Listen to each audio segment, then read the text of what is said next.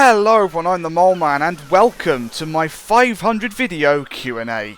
Yes, 500 videos. More than that now, quite a lot of videos, and I thought we'd celebrate with a good old Q&A. Well, what are we staring at the moment? Let's at least get ourselves in the zone, shall we? Let's get ourselves in the zone indeed. We are at Sheerness-on-Sea, just enjoying the lovely beach here. It is a beautiful little place, the Isle of Sheppey. It really is, but we're just going to waddle ourselves over to the train station at 20 miles an hour, because that's the walking speed in good old train sim. Well, it's just a free roam camera in it, but anyway, I digress. Yes, we're the 500 video special. Lots of questions. Thank you for thank you for all your submissions. I'm gonna ace the wording today. I really am. I'm gonna do all sorts of well. It's gonna be fantastic. Yes, thank you for your submissions and questions and all that lovely jazz. Here's Sheerness-on-Sea. Right. So let's walk our way through. Yeah, walk our way through to find ourselves at the platform where we've got a Mole mainline train pulling in, which will be our attraction for today. So just pulling in here, we've got it's the 377-5, a new edition specifically for this special. Very nicely made by Dynaraptor. Obviously relative to the other Electro Stars that are out there. So yes, there we go. So we're going to be taking this. We're on the Sheerness branch, by extension, the Chatham main line. We're just going to go for a little bit of a jaunt today. Long jaunt indeed. Hello, train. How are you doing? You're nice and quiet for me. Let's change that. We want loud trains, damn it. Right, here we go. This is our train for today. There we go. Mole main line. Class 377 Electro Star. One of the best liveries in the world. So we're going to be driving this today. Let's get ourselves in the cab. Stick that to 8, and we've got to open the doors when it tells us to. That's it. Let the passengers do their thing. Let's get the headlights on. That's it, and we're good to go. We're going to start with YouTube questions. Either move on to Twitter. It should go well. It should go very well. Right, we get ourselves up to 30 miles an hour. We're going practically non-stop. We're going to Herne Hill to start off with. That's our first calling point of the day. We're going non-stop to Herne Hill, and as you can see, the mileage isn't counting down at all because I'm terrible at making my own scenarios. So it's about 47 miles, but non-stop, 90 miles an hour, a lot of it. We'll get there in no time. We'll get there in no time indeed. Train spotting central. Have you ever been on a pacer? If you haven't, when, why, and where would you like to go on one? Well, I've never been on a pacer. I've never been anywhere near a pacer in my life. Never at all. Why would I like to go on one? Well, because, you know, it's a classic for all the wrong reasons, and you know, trains are awesome in their own way. All trains are equal and all that jazz. I haven't because I've just never been near one. I've never had the reason to be one, and I'll probably go on one sort of down the Riviera line sort of way, because that's a line I know from train sim. So there you go. That's my pacer story for you. Bit of a boring one. That's probably been most of the questions actually. Boring answers, but you know, we're gonna do it anyway. We're gonna do it anyway indeed. Right, okay. 35 limit coming up. I've got to try and drive the train as well at the same time, and I've got to try and pace myself better than last time, because I ended up with loads of questions left and only 2 miles left to go. So we're going to try and do a bit better today. I'm going to try and do a bit better indeed. We'll see how things go. Right. Let's at least get ourselves through Queenborough, and then we'll move on to the next one, because there's quite a few questions that you guys have left me, which is great. Great indeed. It's out 500 videos though. I cannot believe it. I cannot believe I'm speeding now. Great. Wasn't even paying attention. Yeah, I can't believe that I've done 500 videos, or over 500 videos now. It's yeah, it's been a fantastic journey. But we'll get into that later, because I believe there's questions pertaining to those particular topics. I won't go too much into it. Just know that I'm very grateful for your support over the past, well, it's, you know, a few years now. It really is. I think one of my oldest videos is yeah, it's quite old now. It really is. Right, let's get us back to 35. Bit of acceleration, and then next question. Ryan Cork says, "What was it like in your childhood?" Well, very generically, my childhood was very good. It was very good. I enjoyed my childhood. It involved trains, lot of trains. basically there was no car in my family for the first like 11 or 12 years of my life at least. So everywhere I went, even from when I was less than a few weeks old, was by train. So yeah, I think my first journey was in the guards van of a four-sep, because it's the only place the pushchair would fit. But yeah, it's trains have been my life throughout my entire childhood. So there you go. I mean, you know, and what else was there? Because obviously that was Tom's the Tank Engine and stuff like that. But my childhood was good, you know, good school and stuff. Blue's Clues when I got home. Kipper the dog, you know. What more could you ask for? And an imaginative brain that kept me occupied for weeks upon months upon years on end, which is great. So yeah, it wasn't too bad. I feel very lucky to have the childhood that I did. I really do. So there you go. I'm gonna speed up now. I've got a cable stuck around my arm. That's not handy. But you just hate it when you try and drive a train, you get cable stuck to your arm. Stupid headphone cable. Well, it's not stupid. It is from which you are hearing me through, because that's what the cable does, the headset and all that jazz. There we go. I can words, don't you worry. I can words indeed. And let's get another look at the train whilst we're here. So yes, good old Dynaraptor and his reskins. Look at this. This is awesome. The Mole Mainline fleet is just constantly growing. If you haven't seen any of the recent stuff that's been going on, you need to try and get onto my live streams. You really do indeed. That's where I show them off first. Well, that's where yeah, because then the videos go up on YouTube, and then at some point I'll do a nice big feature video on them all. But until then, Twitch is the place to be. It really is. Right. Let's slow down for 30 miles an hour. That's probably a good plan. Approaching Swale. Good old Swale. Oh, dear, oh dear. But yes, I love this line. I've had it since day one of trains, since I had Train Sim day one, and it's great. It's absolutely great. Through Swale. That's it. Please stand well away from platform. It's not got a number. It definitely hasn't got a number. There we go. So, as we bank round the corner, I'm going to see what the next question is. Right. Number one, Al's fan. Wow. I'm going to get some names wrong at some point. I know I am, but there you go. What has been my favourite video on the channel so far? Now, this is a tough question, because you're asking me to remember 500 videos and picking one out of that, and that is difficult. It's a good question, though. I think it would have to be something Mole 75. Possibly. It's tough, because that's its own thing, and it's one of my favourite things, Mole 75. So yeah, what can I say? But I think one of the favourite of mine is the We Will Remember Them, the one I did before I disappeared for a few months. That one, I was very proud of that video. The editing in that. I mean, a lot of you said that, you know, it brought the feels, and it definitely did with me in editing as well. I think that is one of the peaks. That's definitely been one of the peaks. Other than that, Mole 75, something like Steam versus Diesels. That's a classic. That is. It really is. It really is indeed. But there you go. That's probably my. I can't pick one single video, and I'm forgetting, you know, like 400 odd videos at least, because it's the way it is. I can't remember everything I do. If I did, my brain would explode, and then you'd have to get the banter off the walls, and that wouldn't be a nice situation at all. Trust me. So, Joe's story. Do you play Roblox? And if you do, please record some. I don't. Shut up, AWS. I do not play Roblox, and I probably never will. It's just not a thing I'm interested in, to be perfectly honest. I've got the games I like to play, and you get new ones every now and then, but Roblox is not one of my things. So, yeah, you won't be seeing that from me. You won't be seeing that from me at all. Sorry. Bad news, I suppose, but, you know, it's a question.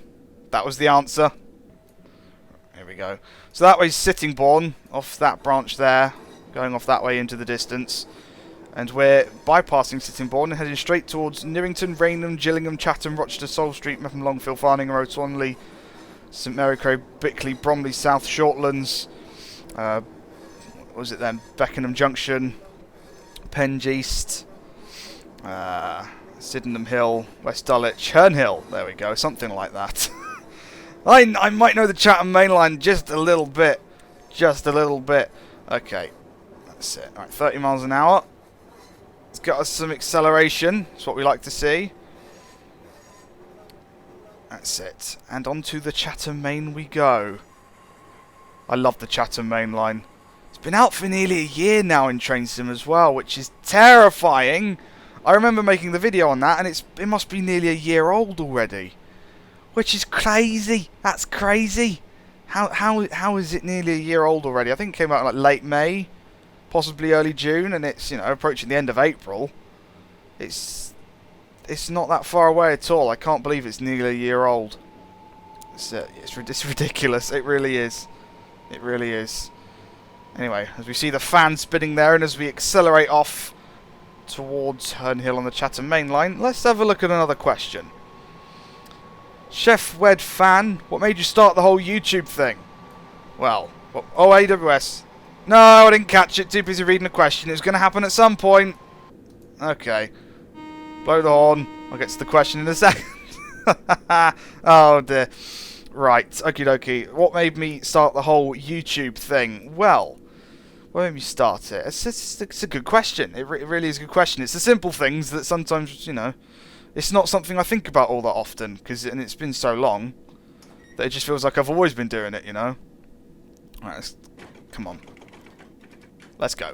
Right. That was for the 70 limit that's approaching, which is nice. Not. Anyway, yeah, what made me start the whole YouTube thing? Well, I mean, I was inspired by the YouTubers and what they did, and what their videos did for me. You know, I mean, I know I said I had a good childhood, but we all have our bad times, and I did have my fair share of bad times, and there were YouTube videos and, you know, YouTubers, not YouTubers, YouTubers, that helped me through that, you know, that got me through that tough time, and yeah, I was inspired. I wanted to see if I could do it, you know, just try and record something, bit of a hobby, and look where we are now. Look where we are now. The rest is history, as they say. Oh, the horn there. Yeah, I was inspired. I just decided to let's see what happens. Let's try it. Let's see if I can do for others what people have done for me, sort of thing, you know. With great banter comes great responsibility. Let's put it that way. But yeah, I wanted to see what I could do. I wanted to be able to provide videos and, you know, be there, be that voice for someone or something like that, if they wanted me, you know, if they wanted me to be, or stuff like that, and just for my own enjoyment of just, you know, being able to, you know, record and enjoy it. And I have. I've had a few bumps on the road, but it's been a fairly good journey, isn't it? It has indeed. It has indeed. And yeah, as I said, the rest is history. Here we are now, 500 videos later, 500 plus. It's mad. It's absolutely mad. But there you go. That is the history of it all. That is the history of it, indeed. Yeah. Nice. Right. Yeah. So let's get ourselves back up to speed. Another question, because we've got to get through that. We've got to get through. Well, I'd like to get through most of them if I can. The Wombo. What is your favourite train sim route and train? I've got many questions like this, and you know, I do answer it quite a lot. So I'm gonna stop answering it at some point and just start linking to this video. But my favourite train sim route at the moment would probably have to be something along the lines of the Chatham Main Line, because it just captures that classic Kentish mainline feel. You know, the sort of like the hilly countryside that not a lot of people realise is actually in Kent, and you know, the third rail and stuff like that. I think it captures that. It captures the Medway towns very well. It's a very accurate route. It runs great. It's what else can I say? The Chatham Main Line is my favourite route. Even if I don't always drive it as often as other routes, it's definitely my favourite. You don't have to play your favourite thing all the time. But yeah, it's definitely, Chatham Main Line is definitely one of my favourites. As far as for trains in Train Sim, it'd have to be something along the lines of, it's sort of a tie between the 465 and the 395, the Javelin, which comes to London Faversham, another one of my top favourite routes. Captures the high speed aspect very well. Captures that very well indeed. But yes, probably something like the 395, just in terms of, you know, it's simulation. It's good. It's good. But of course, as well, there's the whole thing about, I could also pick a train that's a lot more higher quality, such as the 313. That's a fantastic train, but is it one of my favourites? I don't know. I don't know. It could be. There's so many. You like different things for different reasons, don't you? So yeah. But I'd 395, maybe the 313, 465. You know, once the 508 comes out, I'm sure wagons will make that at some point, because they've made the 313. They're making the 315. The 508 will come eventually. It's the same thing. I think once the 508 releases, if it comes with Southeastern liveries, that'll take the top. That'll be top of the list. That'll be the favourite. Whoa, hello. And there is a reskin for the 313 in it, but it's got the pantograph. It doesn't look exactly right and stuff like that. You know, isn't exactly right, but it's pretty good. It's a good hold off until we get an actual 508, which I'm very much hopefully looking forward to. Hopefully we'll get that. Hopefully we'll get that indeed. Right, here we go. Gillingham, in all its Gillinghamness, the Medway towns thus approacheth us. Right, I love them. I love the Medway towns. It's a very strange statement. No one ever really does, but it's nice to have it captured. Through the signal box. There we go. It's nice to have it captured so well. This is very, very well done, this section, and it makes sense. It does make sense. It's well done. It's very near to Dovetail. They say on their store page for the Chatham Main Line, just a stone throws away from Dovetail's HQ. So yeah, they know the Medway towns quite well, and it shows. Oh dear, I'm through the bridge. Yeah, this is very accurate. The approach into the tunnel at 30 miles an hour through the tunnel and straight into Chatham Station. It's great. It really is. And if I remember correctly, there should be a nice little lag spike the other side of this tunnel, because that's when the next tile loads up. I don't just know it well in real life. I know it in train sim, like, off by heart as well, because London Faversham does the same. So I reckon right about here we'll get there. It is. There it is. There we go. A little bit of a lag spike as we exit the tunnel, but it's fine. That's just loading up the next section of the route. Other than that, it's running very nicely. Running very nicely. Although I'm not recording it as a higher frame rate as it's probably, you know, coming out the computer, because yeah. For those of you who don't know, who don't follow me on Twitter, who probably didn't read the description of the specific video, my 501st video, Star Wars Battlefront 2: Rise of the Empire, 2.5 hours of 1080p 60 FPS footage. It took over 9.5 hours to render. 9.5 hours. That's insane.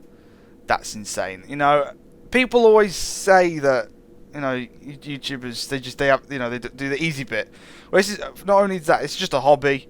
It's just a hobby, and the time that puts into my videos is so much more than what you see.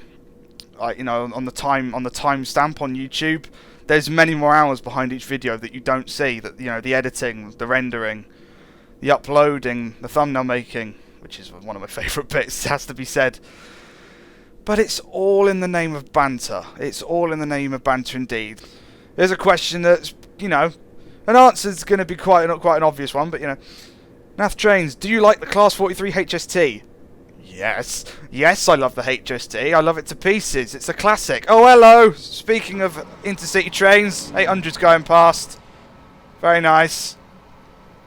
Very nice. Anyway, yes, so there we go. He's going to go off on his way to the rest of the Chatham Main Line. Yes, I love the HST. I love it to pieces. I love it to pieces. It's one of the best trains out there, isn't it? Can you go away, please, service? Thank you. Right. It's one of the best trains ever. Really, 40 years old, over 40 years old now. A true classic. A true classic. Yeah, I love the HST to pieces. I do indeed. What made me play Train Simulator, asks BXNO. BX no. Okay, whatever. Sorry. Yeah, what made me play Train Simulator? Well, as we've already established, and I hope you've realised by now, I love trains. Like, a lot. I really, really love trains. Like, you know, they're one of my favourite things. They're up there with Star Wars. It's Star Wars and trains is like my life. Planes is like slightly beneath that, which is ironic because they fly. But trains and Star Wars in my life. So trains, I've always wanted to play Train Simulator, and I've bought several discs in the past that have like Microsoft Train Sim or the old trains and stuff. But I never had a PC I could run them on. It was it was messy. It was messy trying to get that sort of stuff to work. Obviously, my childhood, as we established as well several videos ago, was filled with Extreme Express. So I was well accustomed to driving a train in a video game, but I'd never jumped into the whole simulation side of things. And it must have been back 2013, 2012 maybe. I remember I was one of my once then favourite YouTubers. People change. I don't watch him that often now, but he's still got some of my favourite moments in all of Let's Playing history. He goes by the name of Kikoskia. He did Trains vs Zombies as a 4-part special, and I played that, and I watched him play that. And I was laughing the hell out of his commentary because he took it to made his own, and it's a classic. Look it up. Trust me, not right now, but look it up at some point. It's a classic, and I will don't think ever be able to replicate that. That's sort of like that's the bar, and I'll never reach it for me. That was a golden moment. But yeah, after that I really wanted to play Train Sim after that. But I still couldn't. I still didn't have much of a computer to play it on. And then when I got my old trusty laptop, which longer fans will know I did many a video on, all laggily and stuff like that, that's when I started watching. Well, I'd already watched NerdCube play a few of them by then, and thought that's funny, bring in the banter to the trains. That's the thing that can be done. And then I started watching Squirrel play Trains in 2014. And I was like, alright, that's it, I'm sold. I have to get a copy of this game now. I have to play it. So on my laptop, in the sale of 2013 maybe, or something like that, I can't remember now, I picked up TS 2014 Steam Edition. So that was Donner Pass, Hamburg Hanover, and London Faversham with Sheerness Branch and the SD70M as bonus as well. So that was... I picked it up, and even though I couldn't run it properly, and it was, I had lowest graphic settings, and it was laggy, I had the time of my life, to the point where I decided that I was going to make a YouTube video on it one day. I'd already started making videos by then, but I thought, right, let's do Train Sim. And I did a couple of videos, and then they somehow turned out okay. And look where we are now. As I said before, the rest is history. So it's stuff like that. So it's That's my Train Sim story for you. So there you go, indeed. Right, we're approaching Mepham, and the speed limit thusly increases once again. So we're going to dive into the next question. Jakey says, or asks, I should say, will you continue Minecraft Hardcore or not? It's been about 2 years. Now that last section there, it's been about 2 years. That's going to be your answer there.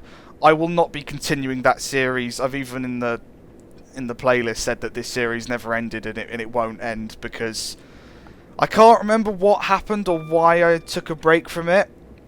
I think just other videos got in the way. I had other things to record and it fell behind, and then I wouldn't know where to pick it back up. And it's at the point now where that series, that world, I wouldn't even know where to begin. I wouldn't know where to at all. So I'm not ruling out that Minecraft will never return in the future, because it's definitely up there as as one of the good games, one of the better games I've played, and I'd certainly like to play it every now and then. But one thing that's with me in particular is once I play a game, I can't, in Train Sim's slightly different, because it's the variety that's within it. But games like Minecraft, even though you can build anything infinitely, I can't play it forever. I'd need to take a break from it, so I think something like a hardcore Minecraft series could literally go on for months. If I don't die, it'll get to the point where, well, I don't want to say this, but you get the idea. I'd literally want to jump off a mountain to end the series because I don't want to play it anymore. I'd need to rethink that entire concept of what to do with the game and how to make it my own, because I don't want to be stuck playing it forever. So if it returns, it won't be with hardcore Minecraft, but Minecraft might return. But who knows? Who knows what the future holds, eh? This is gonna be a slightly. I'm gonna keep this one anonymous. Sorry, just the way I'm going to do it. This is more of just a question that's going to turn into an announcement sort of thing. Well, it's not really. It's not important as such. It's just one of my personal preferences. Basically, someone's asked why I block them on Twitter. So now I don't block a lot of people on Twitter. I'm very open to talking to people there and stuff like that. We have great conversations, you know, with all the people following me on there, and you really should. It's great, but. Now this is, you know, this might just be something to do with me, you know. You can call it prejudice. You can hate me all you want for it. I personally don't care. It's just something I am.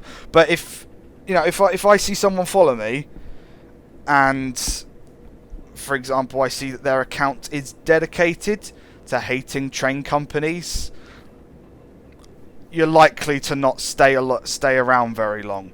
Because I don't like people who hate train companies. Simple, all right.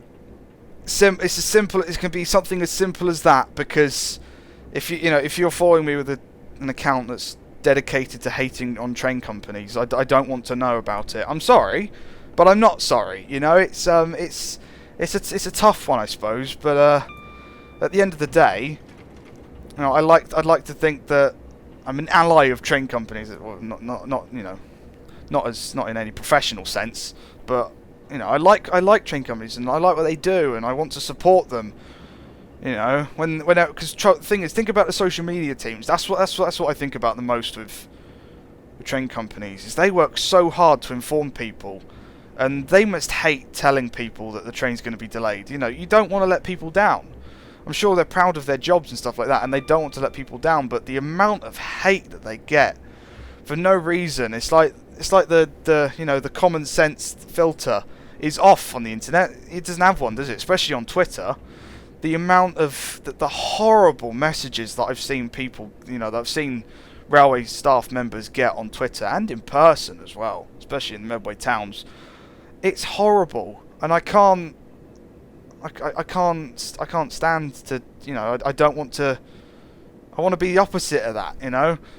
If I see someone's having a tough time, if they're having to, you know, casually reply to people who are swearing at them and hating them for a train being late, and God forbid you get home a couple of hours late, I know it's going to be tough for people, but it's no reason to go mouthing off at someone who's got no control over the situation. 9 times out of 10, most of the problems are due to the passengers. So, but what I like to do is I like to, you know, just console them every now and then on Twitter and just say, you know, you're doing a good job. I'd come up to your offices and hug you all if I could. That's the sort of person I am, and you know, I get hate for it from commuters. I like saying, oh, but you have no idea. I commute every day. Deal with it. All right, be positive. So yeah, if you're someone who hates on train companies for no reason, you'll get blocked. If I get, you know, constant hate from someone, you get blocked. But other than that, so if you're one of those people, I'm sorry, but I'm not sorry. You know. Try, you know, changing your ways, I suppose. You don't have to be so hostile towards train companies, regardless of what they do or don't do. All right, there's people on the other side of that Twitter account, and you know what you say to them, it can hurt them. You know, I know their social media teams are designed, you know, trained and you know to not be able to be affected by these sort of things, but they are. You know, you should say, oh, this doesn't affect me, but it does. You know, same goes. We're all human, so treat them like human. Then we'll reconsider. How about that? How about that indeed? We're at Swanley. Nice. No parallel running today, but there we go. Yeah. So that's all I have to say on that. That's all I have to say indeed. J Eagles has asked, will I ever do more FSX? I have done a lot of it. Well, I say I've done a lot of FSX in the past. I've done about, what, 30, 40 videos maybe? Mostly on the old computer. And I did enjoy it, but not as much as Train Sim and stuff like that. And it's a tough question because I really don't know the answer. Because as much as I love aircraft, I don't love aircraft as much as trains or Star Wars. I mean, I used to, but I don't anymore. I've changed. People change. And where I can have the patience to drive a train for hours on end, I can't have the patience to sit in an aircraft and just stare at clouds. Especially with modern aircraft that you simulate, where you literally punch a few things in, you know, punch it Chewy and it does itself. That's not something I really want to do anymore. I don't know. I mean, if I did more FSX, because most of my recent FSX stuff, and it's been a while, I'm talking months, if not years ago now. But the most recent stuff I did was with Game of 75, and that was hilarious. But now we can't get multiplayer to work, so I don't know.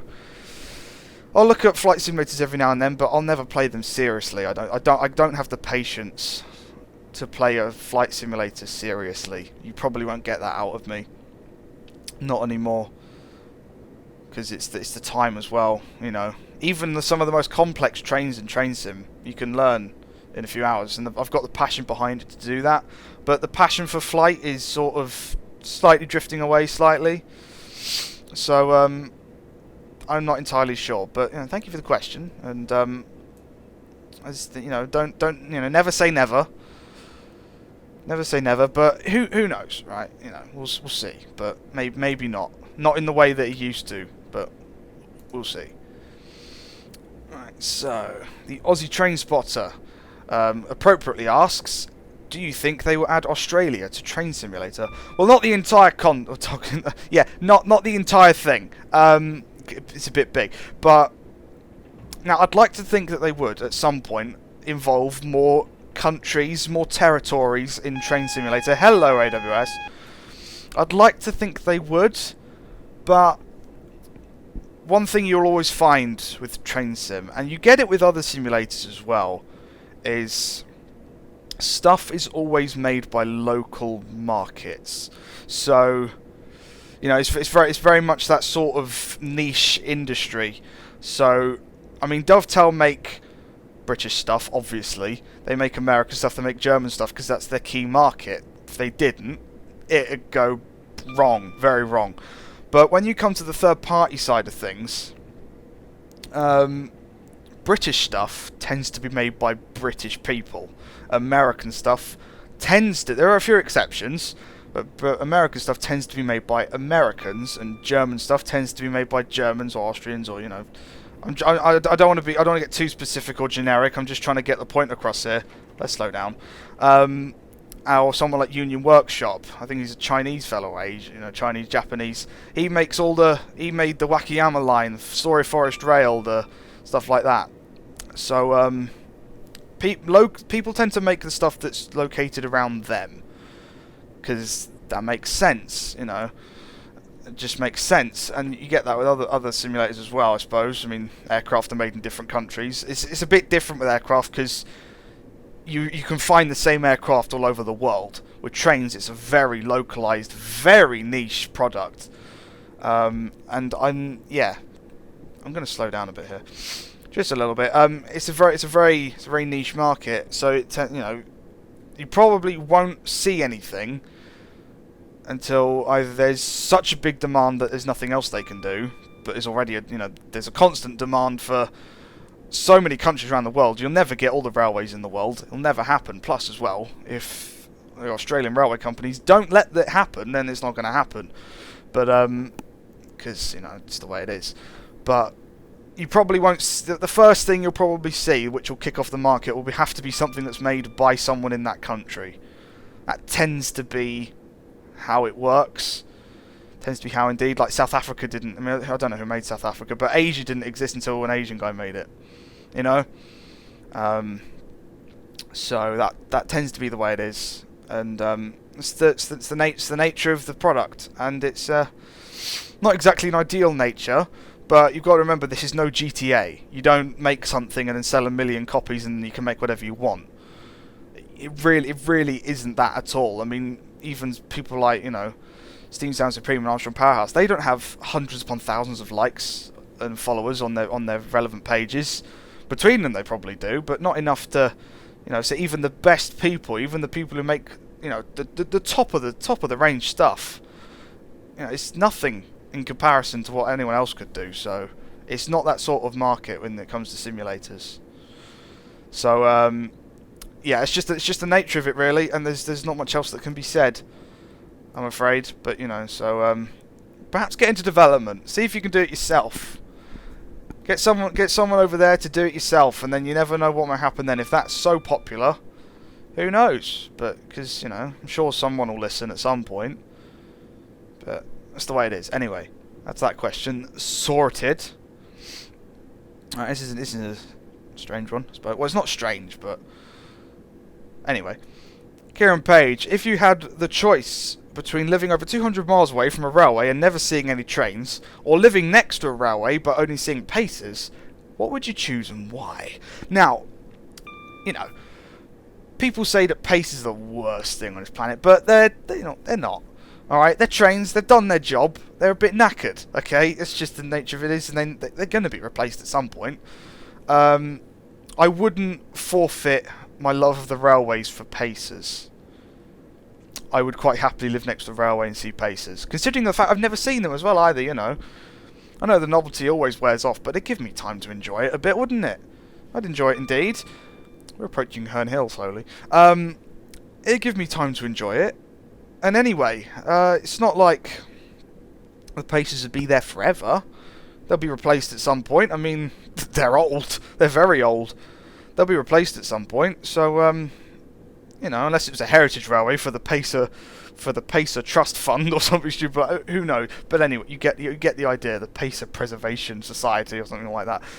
But I wouldn't forfeit my love of the railways for a pacer. A pacer is, you know, it's a train. Treat all trains equally.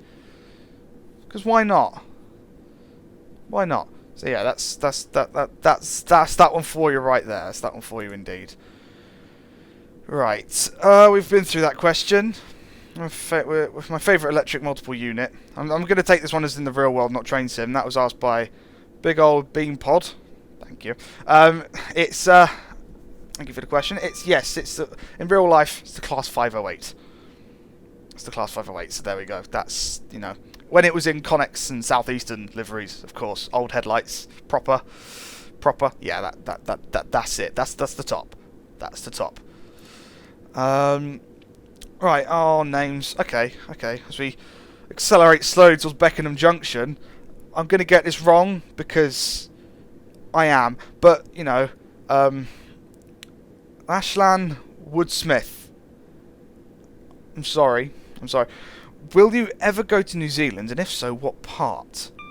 That's a good question. Now, it's a very, you know, I'm sure it's a very beautiful place, and there's, you know, no reason why I wouldn't say no. Because, you know, exploring's a thing, holidays are a thing, who knows what the future holds. And I've even got a friend over there, an old friend who moved away many years ago. So, yeah, but I don't know. I don't know what part exactly. I'm not very familiar with the New Zealand area to be able to tell you which part I'd visit. But, you know, I might do one day, but probably not anytime soon. Heck, I've never even been out of Europe, let alone anywhere else.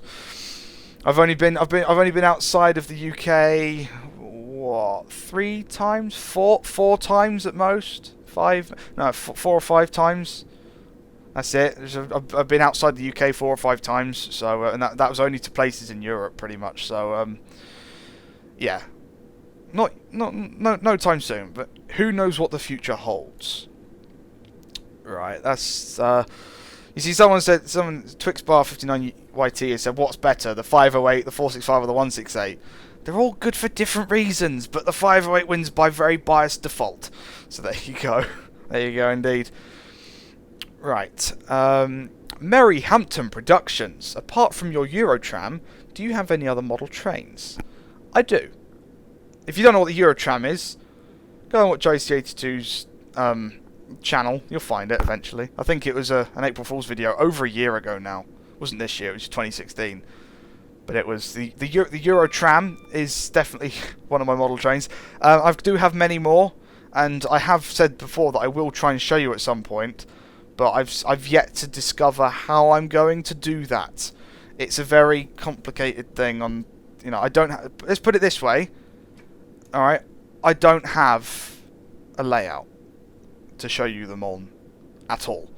So I'd have to like take a photograph, talk about each one, do something like that. But that's so time consuming, and that's not only because I've got lots of trains, but it just, you know, it's a very time consuming process. So logistically, I don't know how I'm going to do that, but I would like to one day, preferably before the fleet grows so large I don't know what to do with. So there we go. And for a reason for why I don't have a layout, there's two reasons mainly. One is lack of space.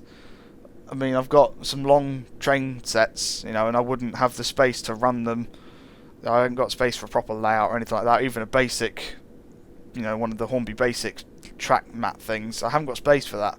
But also as well, I'm more of a collector. I'm more of a collector than a model railway person. So I'll get a train just because I like the look of it.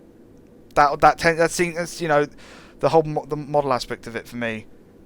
I'm very much a collector of trains more than I am a model driver, if you will. That's just the way I am. So yeah, but I'll see what I can do one day. I'm sure I'll be able to figure something out, but it's just going to be a time-consuming process that I'm scared to start because then I've got to finish it, and I dread to think what else would have to get pushed aside to be able to make that happen. So again, we'll see what the future holds.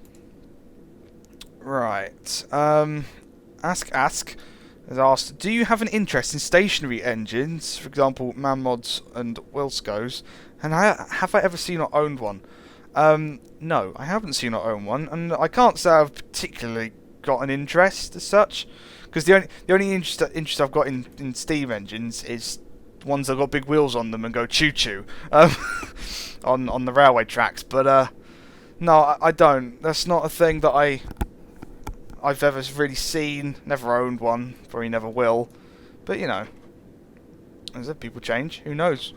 Give it several years. I might own 26,000. I'm kidding, but you know, that's the way it is. Right. Cool Plays has asked, would you consider playing more tycoon/transport sims, perhaps more OMSI? I've never played any OMSI, so it's not more wouldn't be the right thing there, but anyway, it's great. It'd be great to see Planet Coaster as well, but that's probably a stretch. Not as far as a stretch as you might think. I quite like Planet Coaster, and chances are you'll see it one day. There are chances you'll see it one day. I'm going incredibly slowly here, trying to fit in a few more questions. Don't worry, the video's not over yet. You can tell by the timestamp. Or the time light. Whatever. Yeah, Planet Coaster's probably not as much of a stretch as you'd think. I've got... Let's say I have a plan. It's a big plan, but it's a plan. And it involves roller coasters, potentially. We'll see. But it's definitely not as far a stretch as you think. Because I do enjoy playing that game every now and then. I just need to find more time for it, and the best excuse to find more time playing a game is to record it, because then I've got another reason to do it. So you know, that's the way it is. In terms of OMSI, I hate buses with a passion, so probably not in the way you'd see me play Train Sim. I don't like buses.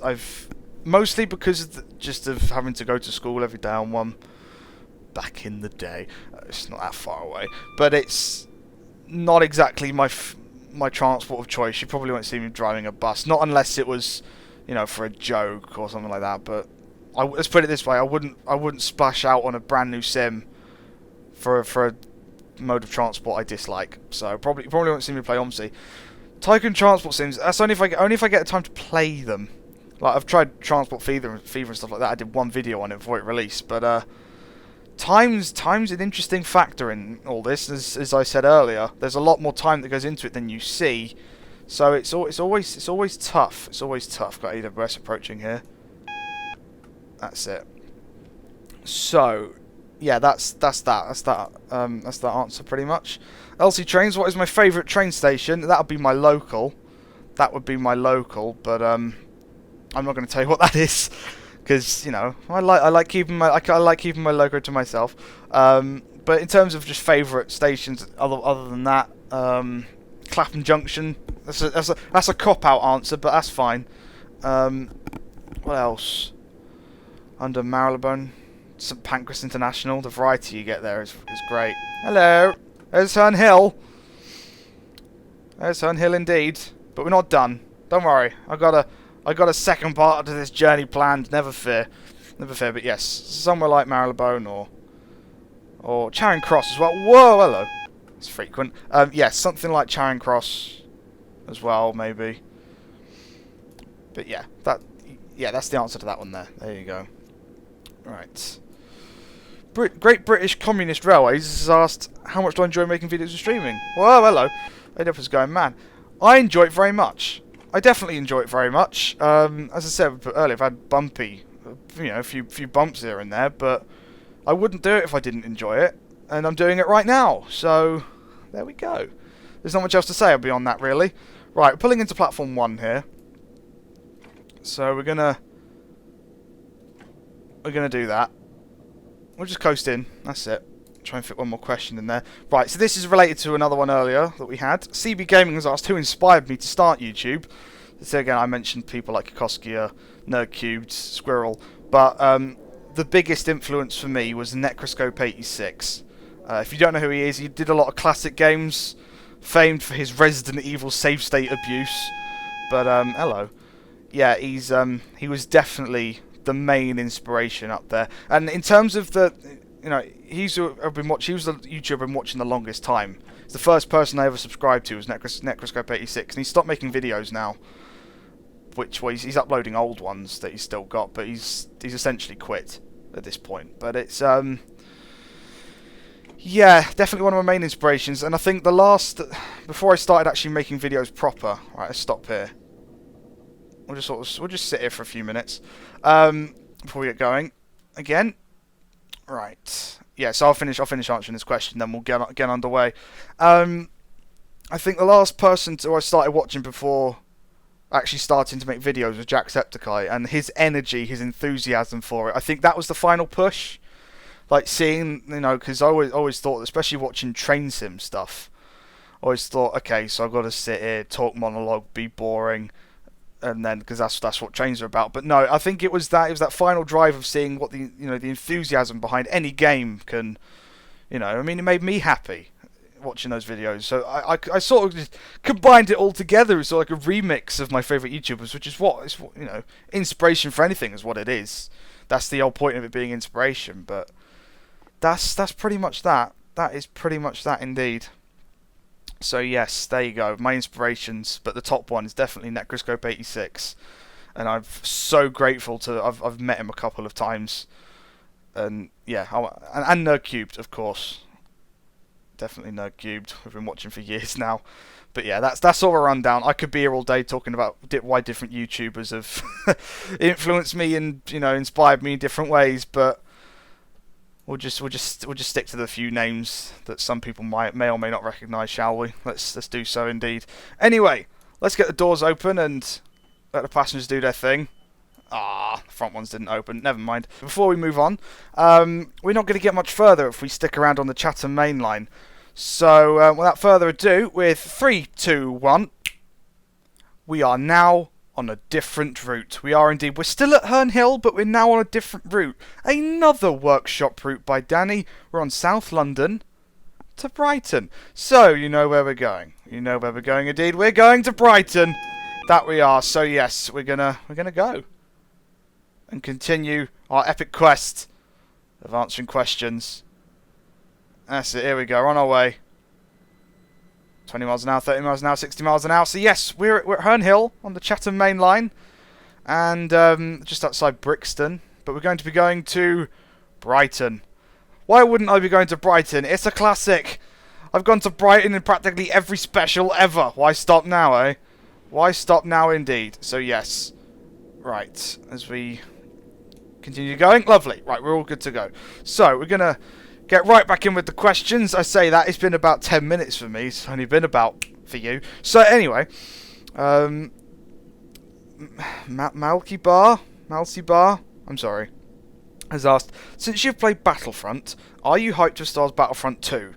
Now, if you didn't watch the Q&A question, I was playing the Star Wars Battlefront EA, and those of you who aren't aware, I did the entirety of Rise of the Empire of the old Star Wars Battlefront 2.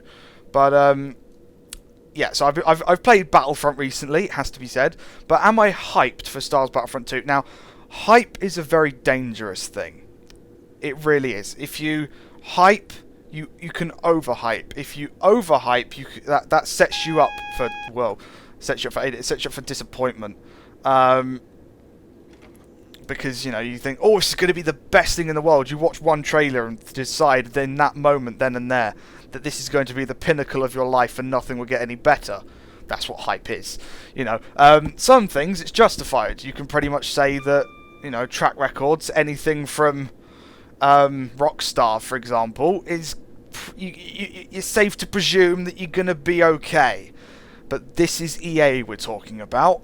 I mean, I know DICE can make a good game, but EA can't publish a game very well at all, because it involves, you know, they just want lots of money, so they don't care how. So it's a tough one. It's a tough one.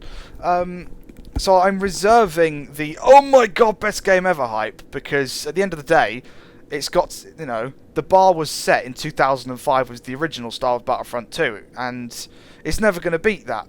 You know, graphically it will, sound-wise it will, and multiplayer it will, because it doesn't have multiplayer anymore, the old one. But, you know, the old one had AI battles with like 120 players, like, you know, AI stuff. That was, you know, this one's, the new one's going to have 40. And with their previous Battlefront 2, I know they've addressed a lot of the issues, but I still am reserving the hype. Just for now, we're just going to reserve that hype. But I'm definitely going to be playing it, let's put it that way, because the single-player campaign, that's a series in itself. I mean, come on, it's got to happen. I'm going to be playing that, whether you want me to or not. And I know a lot of people out there, and I accept the fact that, you know, you're not exactly, I don't want to say you're not Star Wars fans, but you don't necessarily watch my Star Wars videos or anything else other than Train Sim, and that's fine. You know, the videos I put out there are for whoever wants to watch them. If you don't want to watch them, I'm not going to force you to. It's fine by me. But I will be playing that. I'm looking forward to it, but I'm reserving the hype. Keeping that back. Definitely keeping the hype aspect of it back, because we've been burnt before, especially by EA as gamers, and you know, you've got to be careful. Got to be careful. Yeah, so we'll see.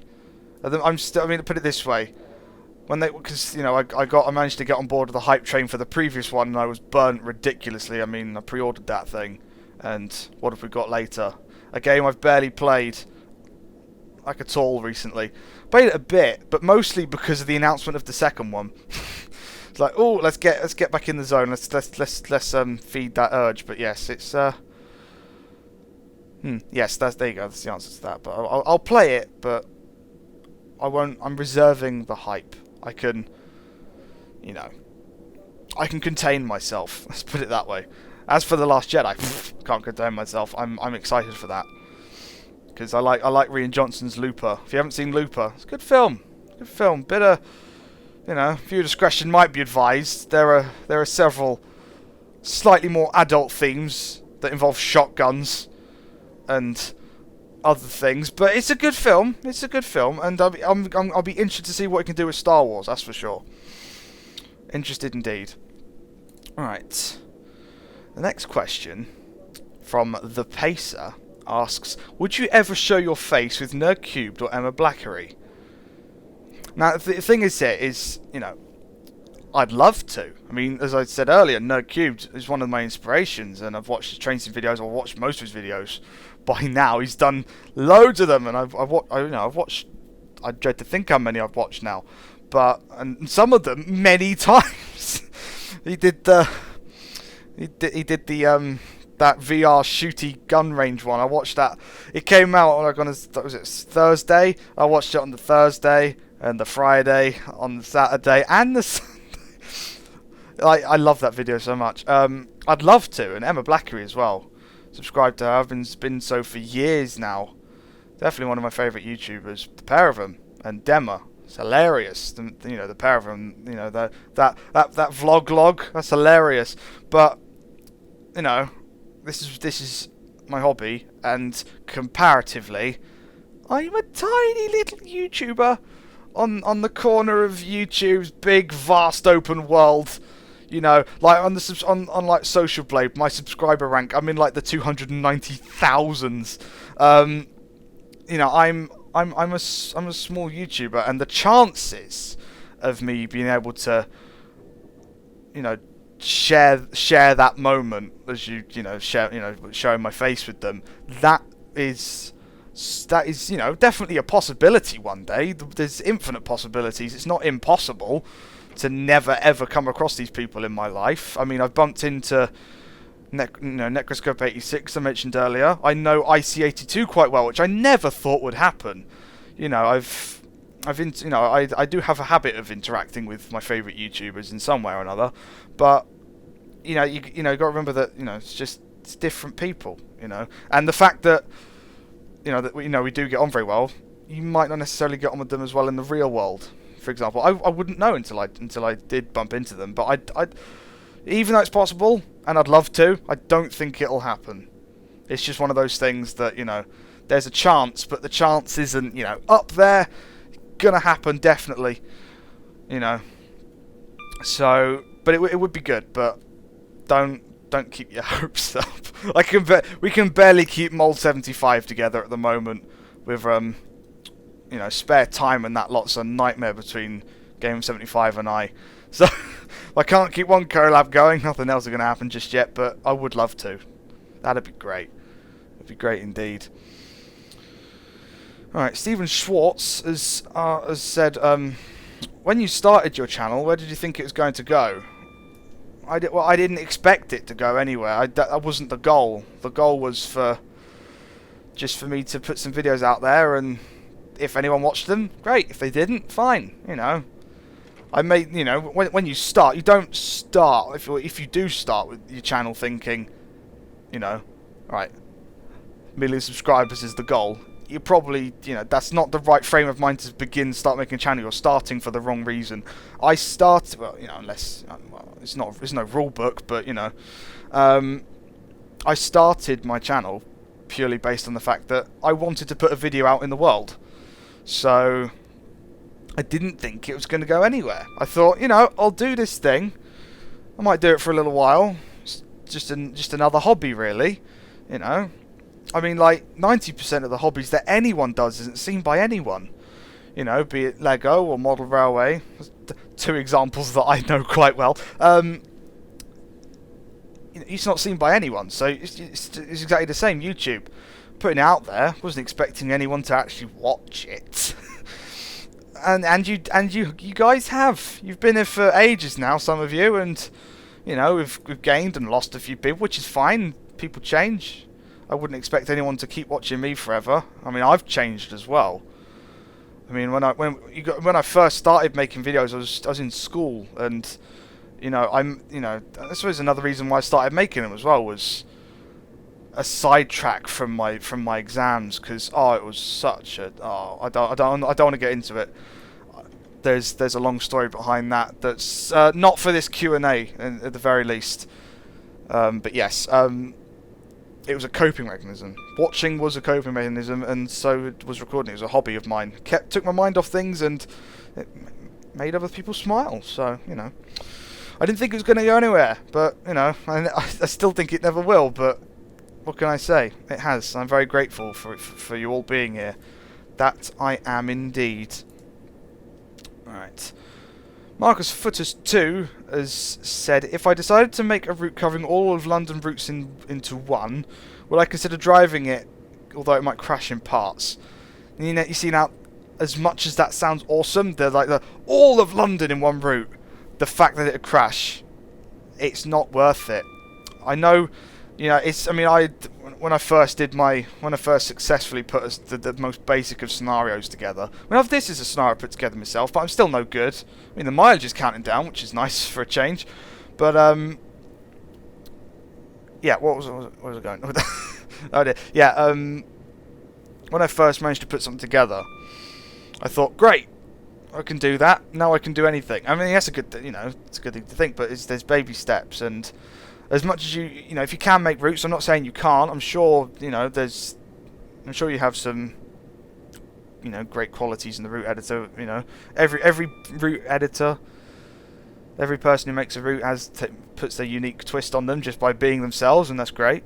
But I think trying to fit the entirety of London. I mean, if we're talking London boroughs, that's a big space. You won't even be able to finish editing that. You'd never get it all into one route. It's just being quite frank with the simulator. Really, it's a decade-old 32-bit game. You'll never be able to recreate London to a level of quality, say London Brighton or London Bedford. You'll never get that sort of quality with a route of that mileage, because even though you got stuff like Western Main Line's 300 miles, but it doesn't run very well and such. Or even something like Weirddale, which is up in Darlington. It's a massive route. It's a network covering like some 200 miles, but it's out in the middle of nowhere. London, the amount of assets you've got to put down, let's say per square mile, for example, the amount of assets you've got to put down per square mile compared to Darlington in the 1970s or 1960s is vastly different, and you will find yourself struggling to get much further than the South London network itself.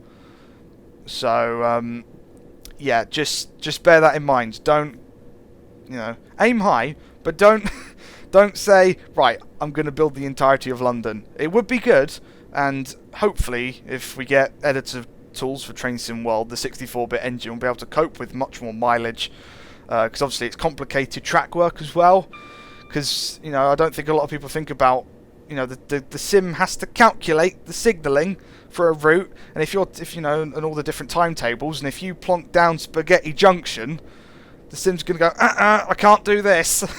Not with all that hundreds of miles around me, nuh-uh. So hopefully in the future there'll be prospect for much bigger routes and networks, but at current, I'd best, if you're going to make London routes, do them one at a time, like Dovetail have done, yeah. And then if you're going to extend those beyond, if you wanted to, do them separately. Like I think Just Train should have, done Western Main Lines, done the entirety of the thing as they have done, but split it up.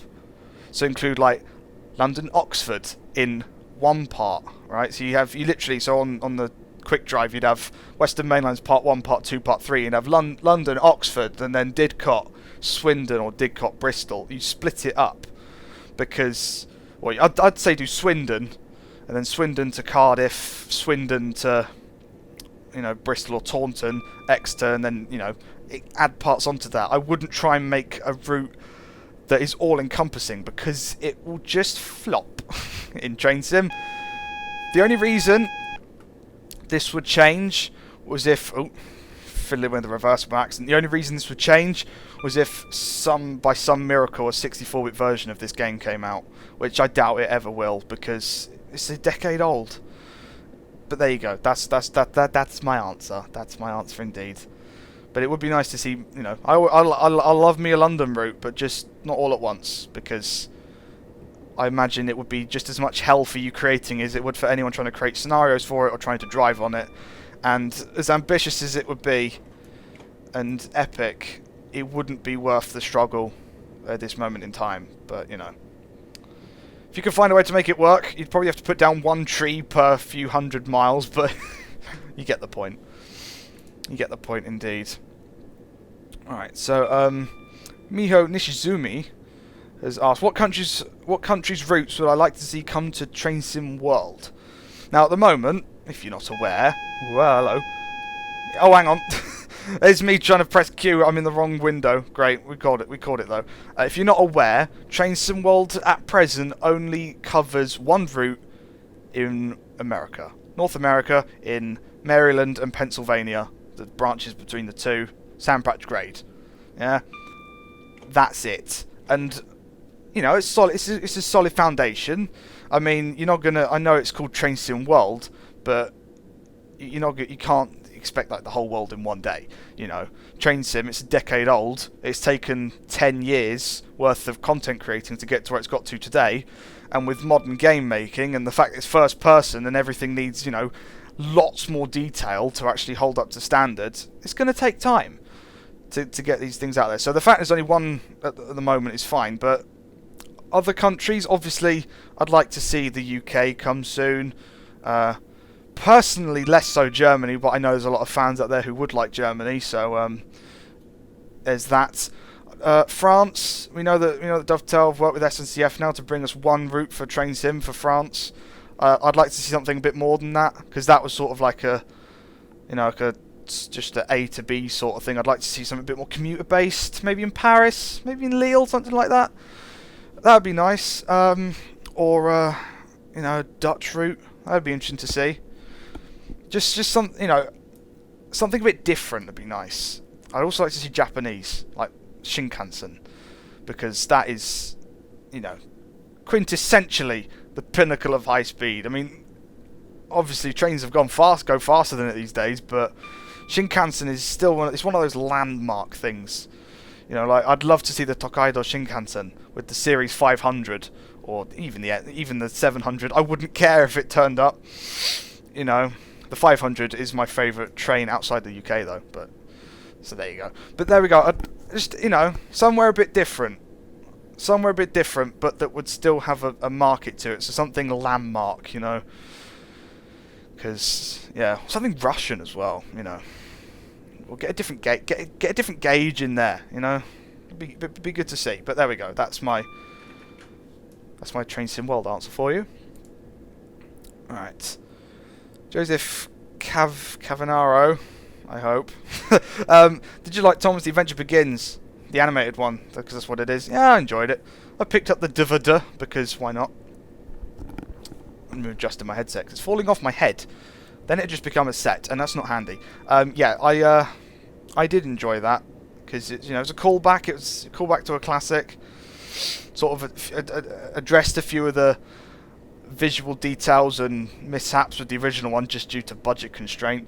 It did for the original Thomas what Rogue One did for original Star Wars. It just sort of freshened it up a bit and made it a bit more. Just sort of tied some loose ends, and I enjoyed it. It was good, yeah.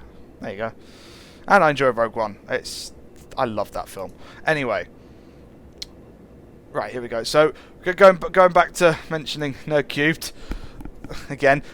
Michael Anderson has asked, "What are your reactions when seeing Nerd Cube's train simulator videos?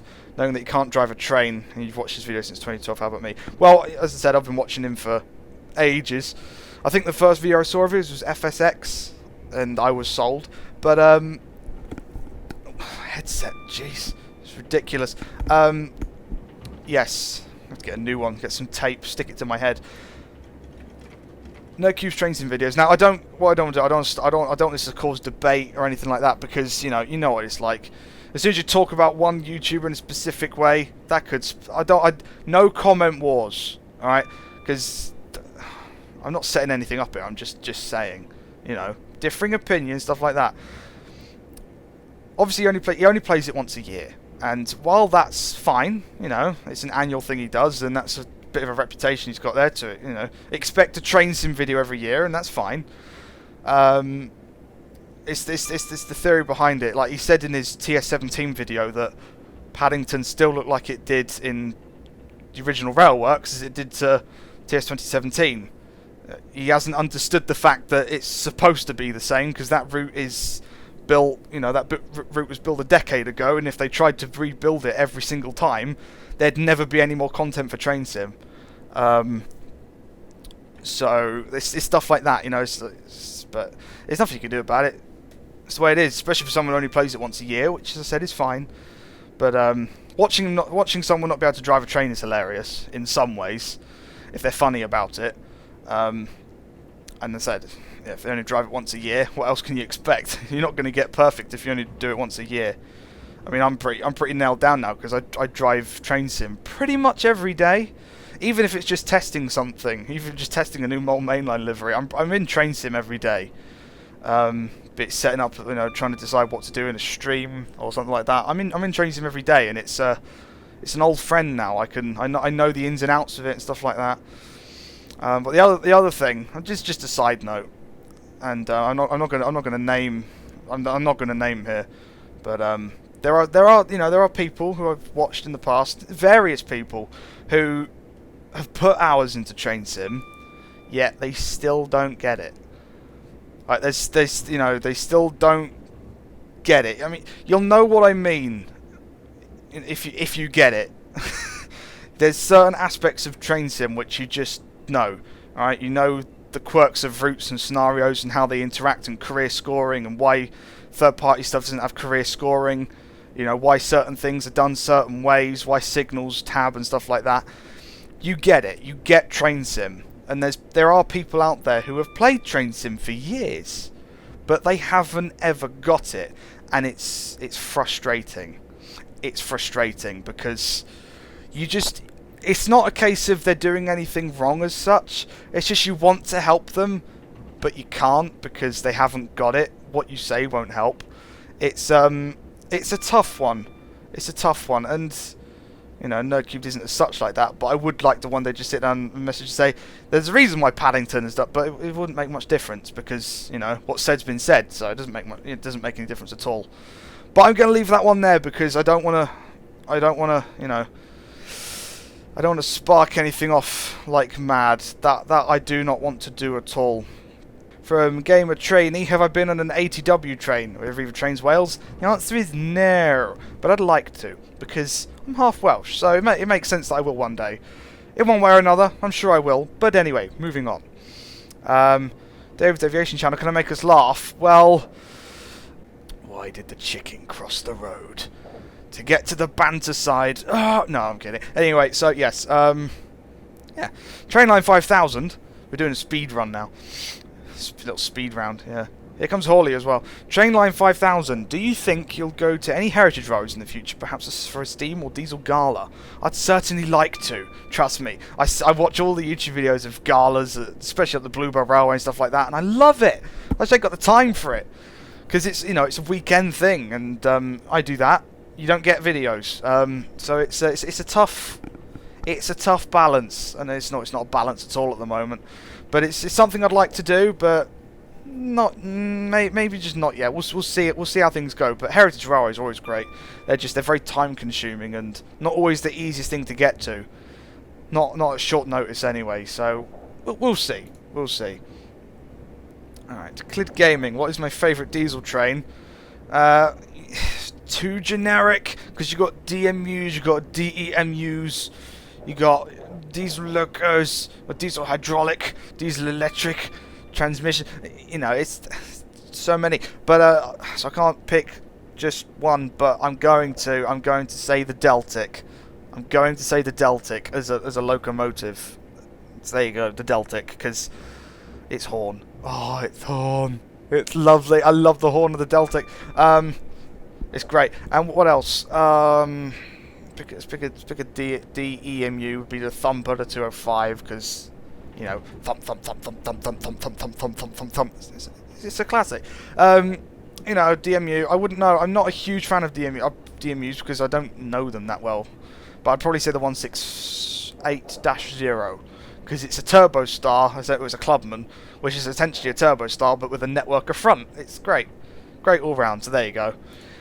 There you go indeed. Right. Joshy Frey 2003 asks, will I be going up to Liverpool to see the 507s and 508s before they're replaced? That's, you know, this is a big question here. This is asking me, am I going to go and see my favourite trains before they disappear forever? And that's a good question. The answer is, I don't know, because at the end of the day, right, as much as they're my favourite train, they've changed a lot since then, and that's going up to Liverpool to see a train that looks nothing like how I remember it. So, in reality, I don't know, but we'll see. We'll see. We'll see when there's a definitive date. Maybe my mind will go, actually, yeah, you better do that before it all goes away. So we'll see. We'll definitely see indeed. Right. Rio Acrobex asks, what train do you like more, the Eurostar Class 373 or Class 374? They personally like the 374 more because of the modern stuff and the front is awesome. Now, personally, for me, the answer has to be the 373 because I remember seeing it, you know, for as long as I can remember, be it going up to London and seeing it, go watching it fly past the train windows on the third rail, watching it fly past the original, you know, watching it fly through Ashford and stuff like that, which I've seen in the past, and its startup sound is one of the most beautiful things I've ever heard. If you just look up Eurostar Departure, I love it. The 373 definitely takes it for me. But you say you like it because of modern stuff. I like that because of nostalgia. I like the 373 because of nostalgia. It's the way it is. 373 takes that one for me. Right. TC Dam Mania has asked, do I have plans for train mechanics sim? Those who don't know, there's a train mechanics sim out there, akin to a car mechanic simulator and stuff like that. And yes, I would like to play that at some point, in some capacity. The only downside is it came out at quite an awkward time for me. Like when I was quite busy doing other stuff and we were approaching video 500. I mean, it didn't come out, it's quite a new game. You know, and I was streaming and stuff like that pretty much every week. And editing and rendering. It came out at a poor time, and I haven't had the time to actually look at it yet. So we'll see. I own it. I purchased it on the day of release because heck, it's got trains in it. I'll give it a shot. But and you know, the reviews seem alright. So yeah, don't rule it out. I want to play it at some point. Just I don't know when yet, but hopefully sooner rather than later. But again, we'll see what the future holds. Right, okay, so, the Waffle Master said, in spirit of The Last Jedi, because I made the announcement just around the time the trailer dropped, I think, or that he's at least asked it around about then, which Star Wars movie is your favourite? Now, this is a big, big question. Which Star Wars movie is my favourite? Now, one thing you're now going to learn is that my first experience with Star Wars was Episode 3. That was... I owned the others on VHS before, but I never watched them until I watched 3. I watched 3 was... Revenge of the Sith was my first Star Wars movie. And that's the film that made me fall in love with the franchise. And again, then I saw 3, then I watched the originals, and then I didn't see 1 or 2 for another good few years after that, because I never bought them. I just never bought them. I was an avid fan, but not enough to, you know, save up several weeks of pocket money to go and get them. But until it was one day, I remember it was my birthday. I can't remember how old I was, but my mum and dad got me the entire lot. They got me 1 through 6, all on DVD.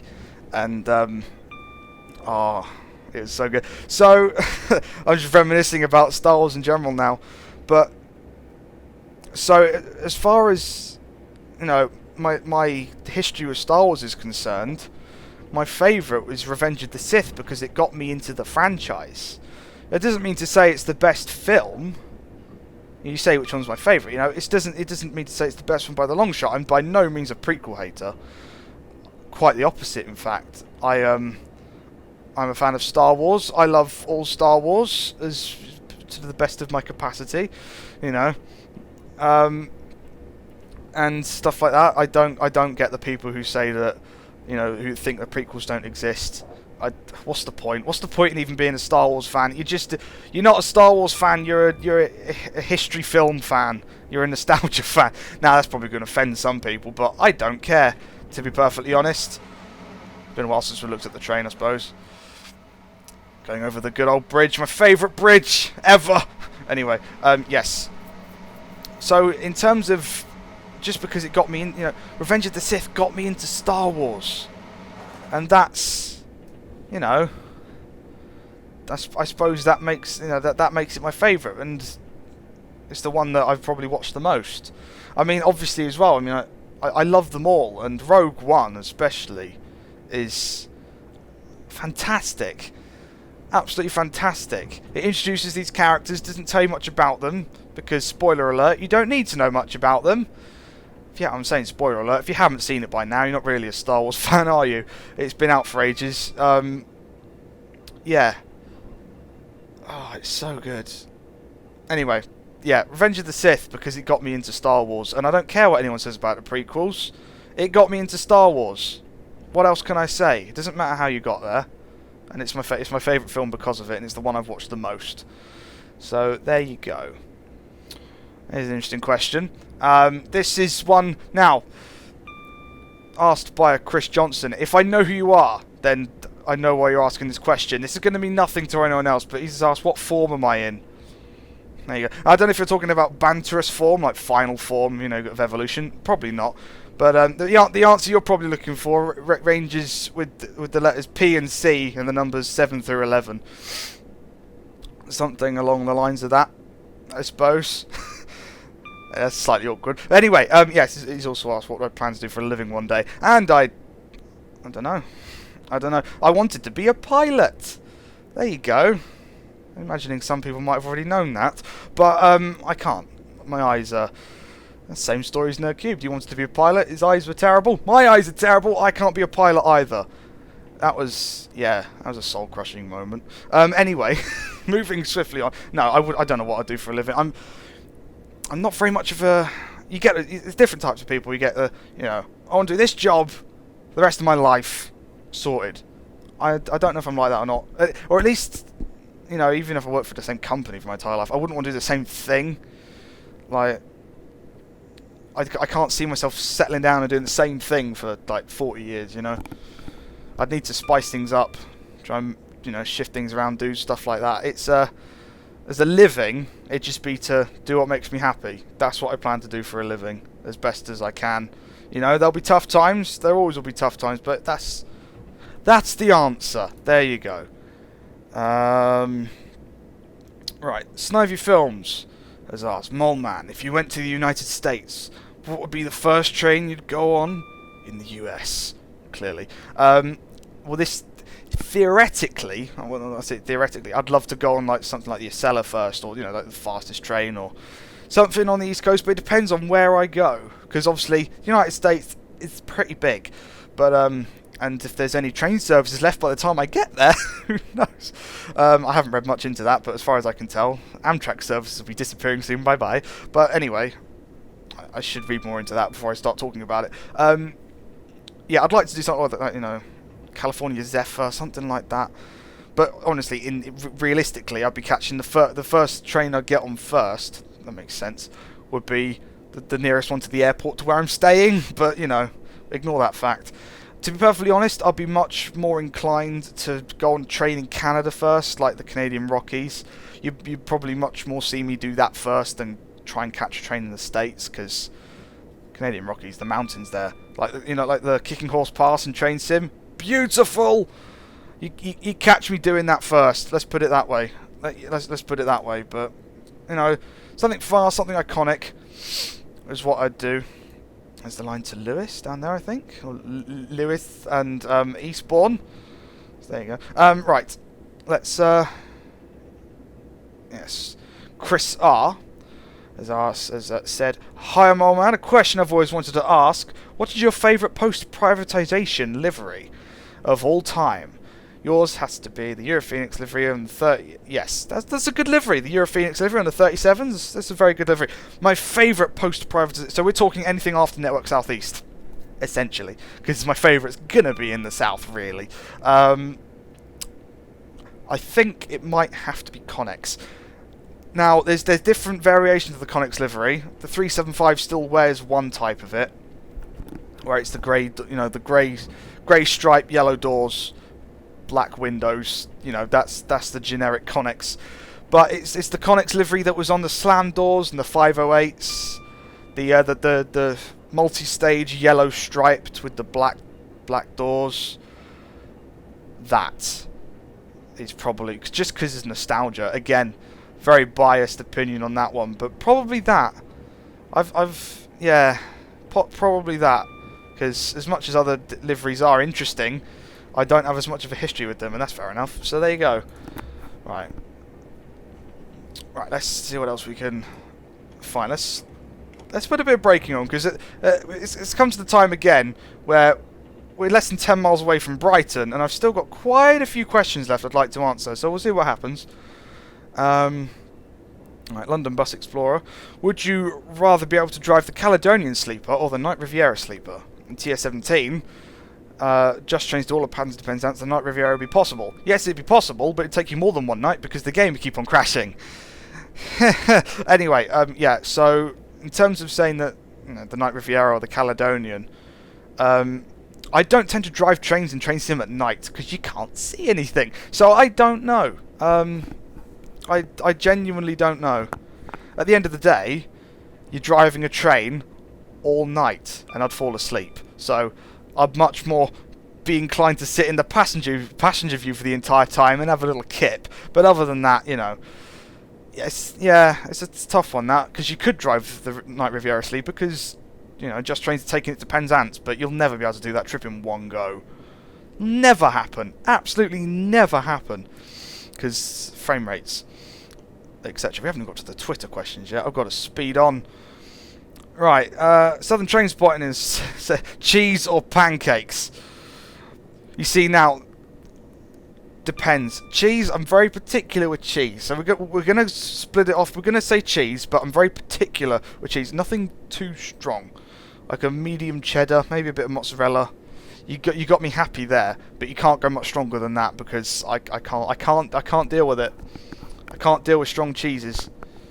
So no, or I'll have a cheese string or a Baby Bell. There you go. But no, not a big fan of pancakes, really. Never have been. Never have been. So there you go.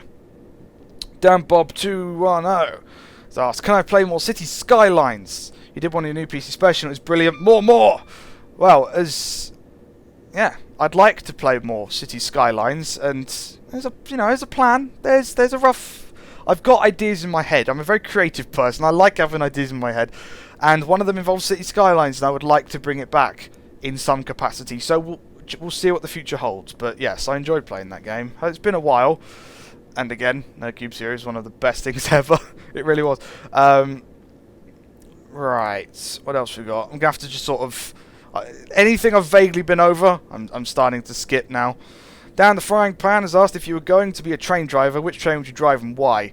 Well, if I was going to be a train driver, I don't know if I could or not with my eyes, but if I could be a train driver, I would most likely drive the Eurostars on the Medway Valley line, because it's a line I know, it's a line I love, it's a train I love. There you go. There you go, indeed. Right. The Freight Dude 1000. Will you do more videos of real trains? So if you haven't seen, I've done a few already, like, train spotting, real trains, stuff like that. But you won't see them very often. So I will keep doing them, but you won't see them very often because I tend to what I tend to do is just record on the fly, like when opportunity strikes. I'll whip the camera out, take a video, and then store it away until I've got enough to make a video out of it. That's what I tend to do. I don't tend to dedicate time to spotting. It's very much an opportunistic thing. So you'll get them, but just not on a regular basis, because I need to, acquire enough footage to put something together. Because a lot of the footage I get is useless. Because the second you start filming, the wind will go, and you won't be able to hear a thing. So what's the point? But yes, you will still see those. I will do more, but it takes time because I don't go out there and seek footage. If the lighting's good and I've got a spare moment to take the camera out and film a train, I will. But other than that, yeah, I'm too busy trying to catch them. To be perfectly honest, because I do most of it on my day-to-day runnings and occasional excursions that I go on just about my daily life. So there you go. That's the answer to that. Right. I'm going to get this name wrong. Jagville Fan Doda Mig asked, favourite Star Wars capital ship? Anything from the Imperial class to the MC-80. My favourite Imperial capital ship would be the Venator class Star Destroyer from the Clone Wars and Episode 3. The Venator class is my absolute favourite capital ship. Hands down. Has to be. Has to be indeed. MRPS T334. Am I happy that Tornado has broken 100 miles an hour? Of course I'm happy. It's another record set. It's been 50 years or so since the steam train last went 100 miles an hour in the UK. Same sort of time as same year as when it's the last scheduled steam passenger service. Both done by Tornado. It's definitely a record setter, and yeah, why wouldn't I be? It's steam and it's allowed to go fast now, so hell yes, definitely. toxic. If I had $1 million, what would I buy? A train. I'd buy a big, massive train and some track to put it on, and then I'd play trains all day. I'd buy the land first as well. I'd own a train. Let's put it that way. Maybe an aircraft as well, just to, you know, fiddle around in. Who knows? All right, pure competi zone. Okay. Sorry, I'm going to get some of these names wrong. Oh, it's Preston Park. I'm nearly at Brighton. Let's slow down. Let's coast at 30, shall we? That's it. I always faff this up because I've got more questions I want to answer. Will I ever do a GTA Online live stream again? Maybe. Who knows? I haven't played GTA in a long time because I've played the hell out of it. I've played it on the 360 and the PC, and I've done a lot of that. But, you know, don't ever rule it out. I might do a casual stream one day. It's like, oh, let's play a bit of this. What can possibly go wrong? And if Gamer75 and I ever get some time together, we'll consider it. We'll definitely consider it. So there we go. Toby Barker, where did I buy my gaming PC? I bought it, well, over here in the UK. I don't know where you are. I bought it in PC World. So it's a pre-built, but it's nearly 2 years old now. So you could definitely get much better for the same money, because it's, you know, my computer's 2 years old now pretty much. So you could definitely get much better. So there's that. You know, just shop around, try and find the best. I could have probably got much better value for the cost of my PC at the time, but hello. But I wasn't concerned about that. I was concerned about getting a better PC now because of the whole laptop situation and the channel and stuff like that. But there we go. Right. What was the most enjoyable or banterous video to commentate or make? Asked Josh Ellis. The most banterous video to make would be something Mol75, something like, you know, Steam versus Diesels or something like that. That would be the most banterous to make, without a doubt. So yeah, and most of the hilarious stuff, it's all stuff I haven't planned, like the space launch in the 415 from way back when. That was a good moment, and that wasn't planned at all. It's great. Gamer X has asked LNER, LMS, or GWR, and why? The question I have in return is, why have you left out Southern? Because Southern are amazing. I love like the bullied locomotives, you know, the spam cans, the schools, the Moncel stuff, the bullied stuff, the leader. Don't be forgetting about Southern. Southern's great. The truth is, I like trains from them all. LMS probably the least so, because just the way it is. But GWR, you know, Castle, King, Pannier, the Great Bear. I love the Great Bear. There's only one ever made. It's GWR's only ever Pacific locomotive, and it was beautiful. Or the Streamlined Castle. They all did very innovative things. LNER, of course, the P2 locomotive is probably my favourite steam train. That it is. So there you go. But don't forget Southern. Southern, you gotta remember Southern. I mean, you know, look, we're at Brighton right now, mate. Can't forget about Southern. Anyway, let's continue on. Tom Harvey, if you went through all of your 499 videos of your previous videos, how many indeeds would there be? I dread to think. I can't even remember how that started. I mean, it's a very British thing. It's like if you watch, you know, just a stupid example, but the APT video, you know, what was it? Something to Glasgow or Express Line, you know. Literally the first thing the guy says is "thank you very much indeed." It is such a British term, and I've just picked it up and I've said it over and over and over again. It hasn't stopped, but I don't care. I would dread to think how many times I've said it, and I'm not going to be the person to count, but feel free. Right. This is a slightly longer question, but and it's just got something in it I want to address. It has. This is another one of those address things, because I'm sure people have got, you know, their own questions about this and stuff like that, and someone has voiced their opinion. But essentially, it's just the fact that, you know, people. My headset's falling off. This is the fact that Dovetail send me stuff to show you, right? So they've sent me train sim content, they sent me train sim world, they sent me flight school, they've sent me endless numbers of DLC by now for me to share with you guys, and they've said, you know, why essentially, and they say they need to, you know, pay out, you know, arm and a leg to do it, whilst I get it for free.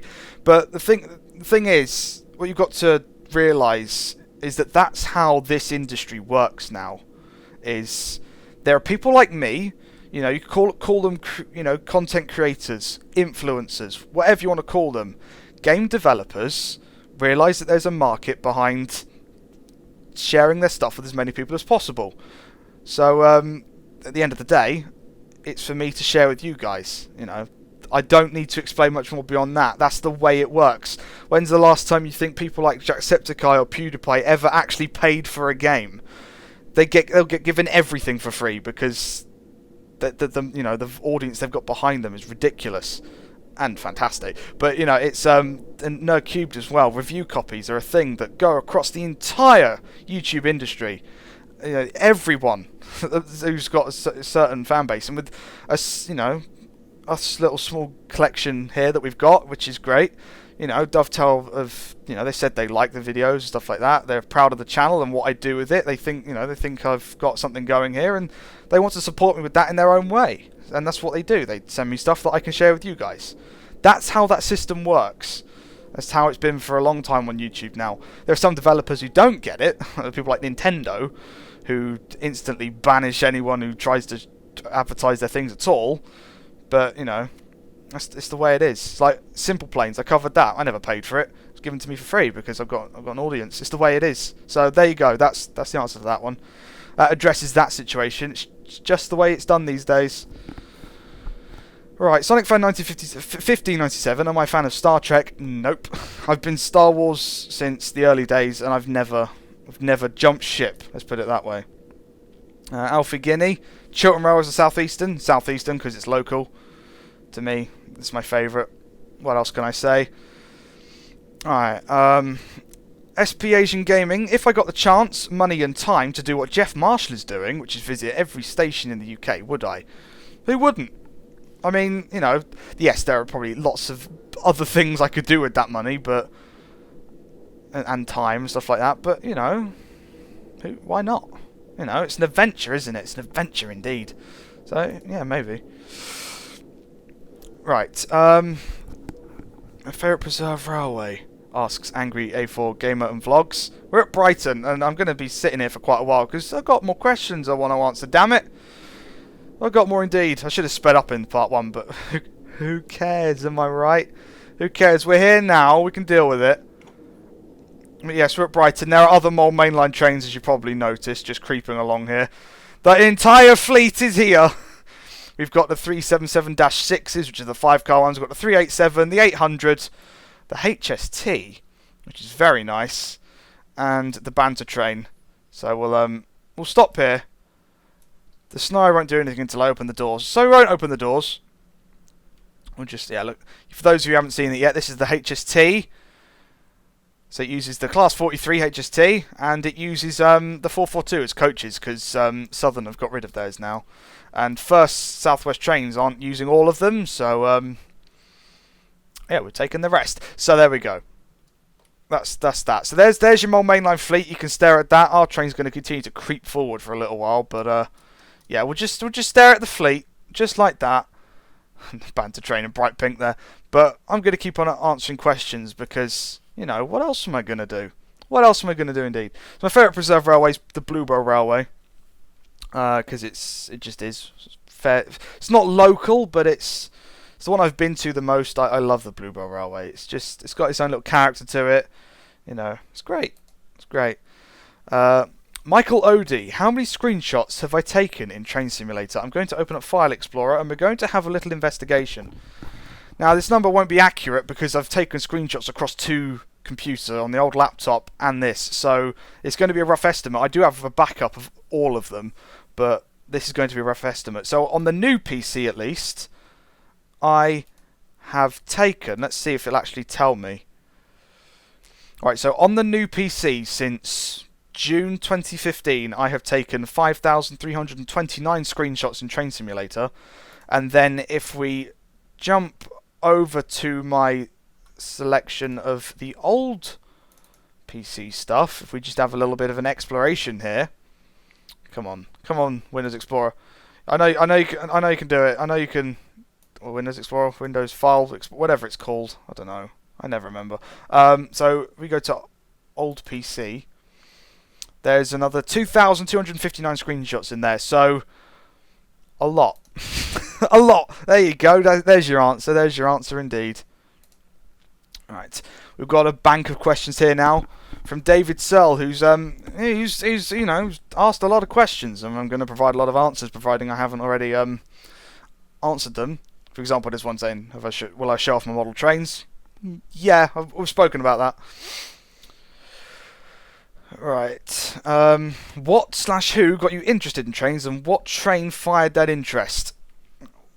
Well, who is sort of a non-starter really for me, because I mean, my granddad, he had a garden railway, and he loved trains, stuff like that, and that was obviously an influence, but my parents never did. You always get these stories of, you know, the father and their son building the model railway together. That wasn't me. Mine purely came from the fact that I was on trains from the very beginning of my life, and you know, Tom's the Tank Engine, so it was very much a that was very much the influence there, being on trains since day one. Alright, do I have a favourite spot for train watching?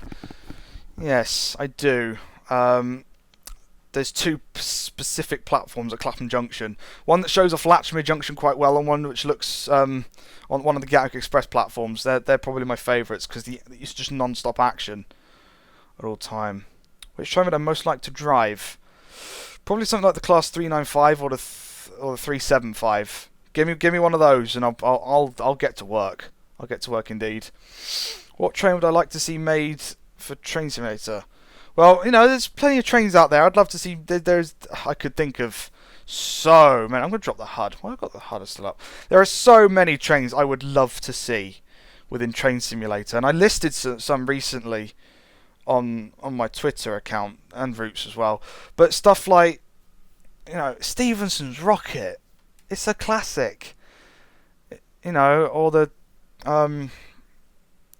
Stephenson's Rocket, or the APT, the prototype HST, stuff like that. That, you know, or the bullied leader class, the Great Bear, which I mentioned earlier, stuff like that. Yeah, stuff like that. That'd be it. Got another one here. This is all from David Searle. Where in the world would you like to visit to see a particular loco or locos? Where in the world would I like to see? I don't know. Possibly somewhere like somewhere in Europe, like France or Germany, because you got the intercity services that cross borders. You could see pretty much any train anywhere, and that sounds very exciting to me. So yeah, something like that to see a particular loco. Maybe the ICE or something. It's not a loco, but you get the point. What outside of trains does a mole man do to relax? He's done reading TV. Reading, because of my eyes, because of something particular that happened with my eyes. I've never been able to read properly. Like, I mean, obviously I can read. I'm not saying I can't read. I've just read how many questions. I can read, but because of a problem I have with my eyes, I found it very difficult to focus on a book and stick with the story. And I used to love reading, right until something happened, and then I haven't been able to read since. I get stuck on, oh, hello dude, how you doing? I get stuck on the same page because I can't take it in anymore. So I've lost reading as a way to relax. But TV, if you count stuff like Amazon Prime TV and you know, and YouTube, that's what I do to unwind. Build Lego, although that can be more stressful than it's worth sometimes. Right, another one. I'll let you know when we're done with David Searle. What collabs would I like to do in the future? Mol 75, his question mark. Yeah, because that is a everlasting constant that we don't have time to do. But there's not much I can do about that, I'm afraid. Mol 82, yes, I'd love to see Mol 82 come to fruition. We've had a few plans, but never had the time. And considering IT82's most recent announcement, which I won't repeat, I'll let go and watch his channel. I'll let him say it. I won't say the news for him. I don't know if we're ever going to have the time, but who knows? Who knows? So we'll see. Will I be bringing more titles to the channel in the future outside of sim titles? Maybe. We'll see. I've spoken about a few games here and there, and I've brought a few games in the past in, and there's no reason why I wouldn't in the future. I am more a gamer than a simmer than anything else. So we'll see. We shall see. And then there's another one back to Train Sim World, but we've spoken about that already. Hopefully that'll be enough material. I think it was. I haven't even got to the Twitter questions yet. There aren't that many, but that's fine. Siraj Jamal, am I sad about the D-stock withdrawal? And we're going to ride on the Class 230. Yeah, well, I am. As much as, you can be sad about a train being withdrawn from service, the end of an era, blah, blah, blah. At the end of the day, it's old. It needs replacing. Nothing can last forever. If it lasted forever, it wouldn't make it special. What would be the point in enjoying something if you didn't, if you knew it was going to last forever? The novelty would wear off, Yes, it's nice to think that, if I could do this every day for the rest of my life or something like that, it'd be great. But it wouldn't. You wouldn't enjoy it. Trust me, you wouldn't. So yeah, I'm sad, but I'm not sad because it's a chance for a new era and stuff like that, and plus as well now. For those of you who don't know this, and I will be doing a video on this soon, I hope, there is now a D-stock in Train Simulator, so watch this space for that. Watch this space for that indeed. And am I going to ride in the Class 230? If they don't burst into flames, I'll consider it. Right. Train Nutter. Again, I've got 6 questions for Train Nutter. Or just fly through them. Which do I prefer, tea or coffee? I prefer tea and Earl Grey. Oh, he's walking back again. I prefer Earl Grey tea. Brewed well, milky, a little bit of sugar. Dunk some bourbon creams in there. I'm sold. Do I like Family Guy? I watched a bit of it when I was younger, but not anymore. Simpsons, again, same story. American Dad? Nah, not really. Rick and Morty? Nope. No, not that sort, not that sort of thing for me. Will I play VR games at some point in time? Now, this is a fun fact. I do actually own a Vive. I picked one up before it went up in price. I literally, when they saw the announcement that they were going to go up in price, I thought, right, no, let's make an investment. Let's get one now. So even if I can't use it straight away, I've got one without having to spend even more money. Trouble is, though, is my graphics card is at the bare minimum for most games, so it's not really in a state where I can dive in and play games and record it and stuff like that. So maybe one day, but not until I can get myself a new computer sorted. Or at least, an extensive upgrade, to say the least. And I need space to be able to run around. I could do standing still at the moment, but we'll see. I would like to do VR, though, because it's a very interesting concept. And I have used a headset. I'd looked at a few things, and it is incredible. But I just need a more powerful PC before I can bring it onto the channel. Right, we're bringing up Nerd Cubed again. Matty X 2013. I know this was last year or something, but one I mentioned in a Nerd Cube Mini Challenges video. I was mentioned in a Nerd Cube Mini Challenges video. So there you go. I've had one interaction with him at least. For those of you who don't know, he did GTA 5 Patreon challenge video for Patreon, where they challenge him to do stuff in GTA 5, and I challenged him to land a plane upside down, and someone else challenged him to land a plane with the controller upside down, so he combined the two of them.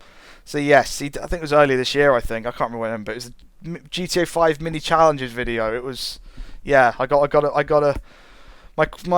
challenge got a mention. So there you go indeed.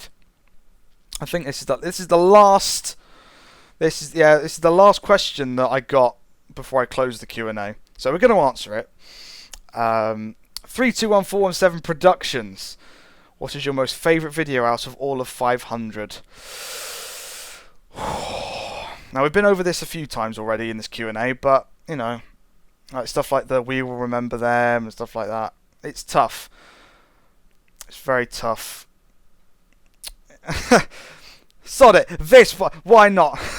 This one. I've driven trains and I've sat here at Brighton for ages talking. I've got a few Twitter questions, and then, don't worry, I'll be leaving you alone beyond that point. I'll be leaving you alone indeed. What's it like being a gamer? Asks Daniel Black Panther. It's not that at name, but you know, I will be here all day if I start reading out multiple names. Well, you know, it's entertaining. It's strange because it's entertaining. It's one of my hobbies. Gaming's fun, but it does put other stuff to the wayside, like going outside. So it's tough, and a balance is always tricky to find because gaming can be addictive. Not to the point where you just get stuck playing a game, don't you? I'm sure I'm not the only one who's like, oh, I'll play it for 5 minutes and then several hours later, still sitting there. But it's interesting. It's enjoyable. Being a game, it's all right. The Johninator has said, burn one in hell, GTR Southern or First Southwest Trains. Well, can we give First Southwest Trains a chance first? I mean, they haven't even started operations yet. Let's give them a chance. Give everyone an equal playing ground, all right? Unless we're not going to burn GTR Southern by default, not yet. But we'll see.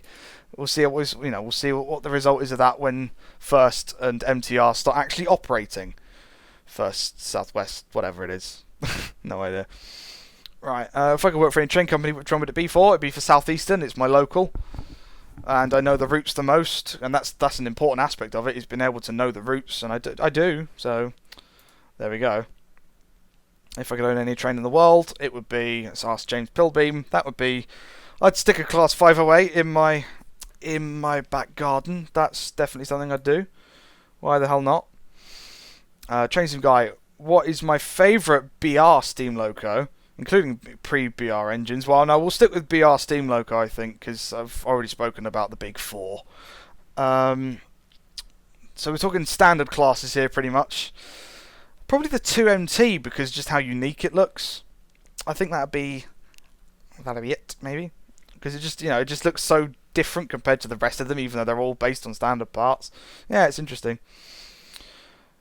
So we've got John Smith saying, what are your thoughts on First Group taking over from Southwest Trains? And my initial thoughts are, well, they've cancelled the 707 order, which is quite annoying, but we'll see what their plans are with the future of the rolling stock. At the end of the day, Stagecoach, they didn't win the bid.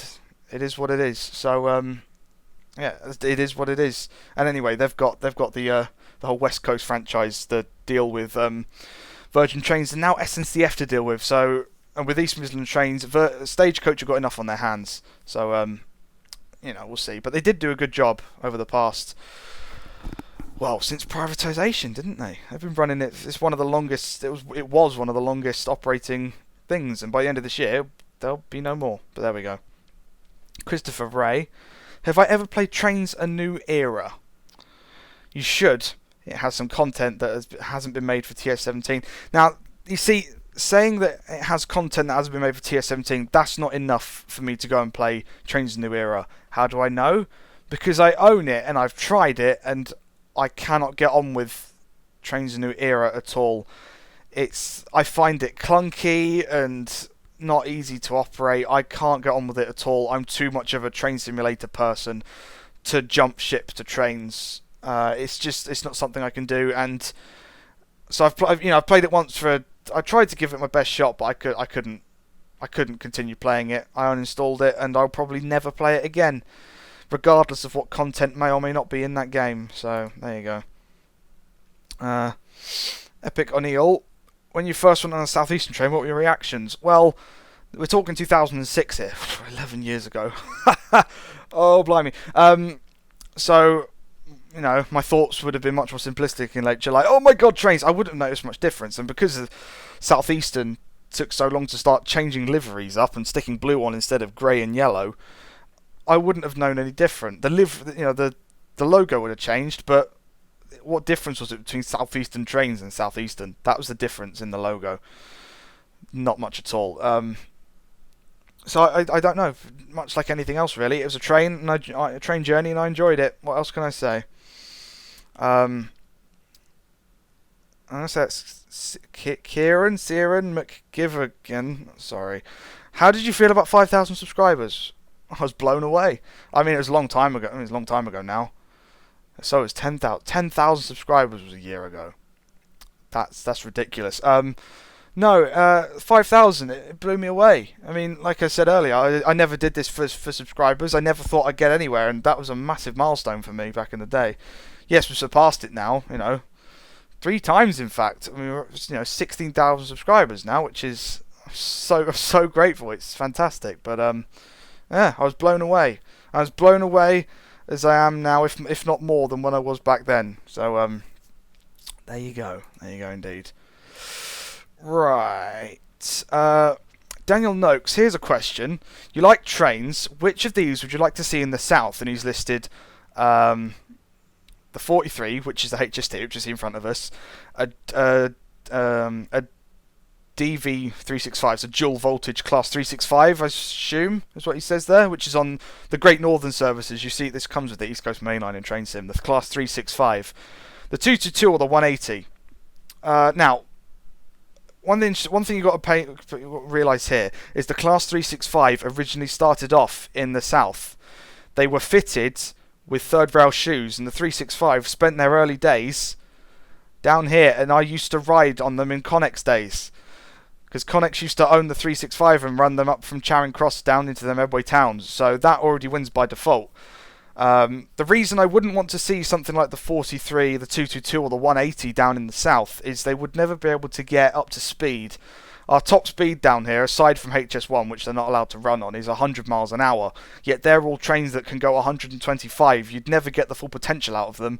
And it's very much, even though there are the long distance runs, like the Southeastern Main Line, stuff like that, you're stopping and starting way too often for something like an intercity train to do. Like the HST is built for long distance, the 222s are built for long distance, and the 180 is the same. So the 365, because it's already been down here before, because they were designed as dual voltage units, so and they started their life down here. So yeah, the 365. Right, this is going to be the ultimate divider. This is going to be Ashley Loader. Pineapple on pizza, yay or nay? Now the answer for me. Now this is literally going to divide the comments. I know it to be true. If you're still here, which I'm sure you are, thank you. Is nay. Why on earth would you want to put pineapple on a pizza? That's me. That's me. Right? Why? Why would you want to mix fruit and meat in any situation? In my opinion. Why? That's why vegetables exist. Vegetables exist to go with the meat. Fruit you have afterwards as as a dessert or something. Who puts yeah, anyway, that's enough for divide. No, I would never have pineapple on a pizza. Just give me pepperoni, maybe a bit of chorizo, mushrooms. I'd have mushrooms and stuff like that, but no, not pineapple. Right, Southeastern Train fan. If I could go train sporting anywhere in the country for a day, where would I go?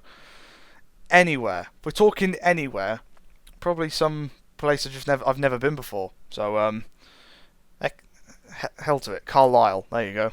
Go to Carlisle for a day. Who knows? Joe Snedden has asked, if I could open my own station, what would it look like and what line would it be on? Now, I'm going to answer this one practically because there is one station I wish existed so badly because it would make life so much easier for me. Because I love Star Wars. I love films in general. I will see several films a year, if not monthly. Depends on what's releasing. But there is a cinema. If you don't know the Medway Valley line, once you go past Cuxton and you're heading towards Strood, you go under the M2 and High Speed 1, and right there is the Medway City Estate, essentially, or something. Not the Medway City Estate. It's got a different name. I can't remember what it is now. The Medway Valley Park or something like that. But it's so it's just north of Cuxton, essentially Strood, and there's a Cineworld there. There's a Frankie and Benny's. There's a big complex, lots of different places, and the parking's underneath the High Speed 1, which is really cool. You can watch trains up ahead, which is great fun. But it's a nightmare to get to by anything other than a car. I would love to be able to plonk a train station down, and a modern one, say like how Rochester's designed, just something practical. I'd love to put a train station just outside of it, because literally the car park backs onto the Medway Valley line. It's quite a good place to watch trains, actually. I would love a train station there. That would be so practical. So then you'd have, the Medway Valley line would then be Strood, Medway Valley Park, Cuxton, Horling, Snodland, New Hythe, Aylesford, Maidstone Barracks. That's what it would be. that would be my ultimate station because I'd use it so much. That'd be great. That would be great. That would be great indeed. Ask. Oh, he returns. I remember that name from earlier. Would I rather banish all the 508s from the network or never be able to look at or ride a train again? You see now, you're playing the card there. You're saying give up what you love. That's the card you're playing there. You're being sneaky. But the 508s have already got their replacements booked anyway. So what difference does it make? They're going to disappear. Let them disappear. Let me have all the trains in the world. There we go. And that, ladies and gentlemen, after hours, is all the questions. That is all the questions I have for you on this very day.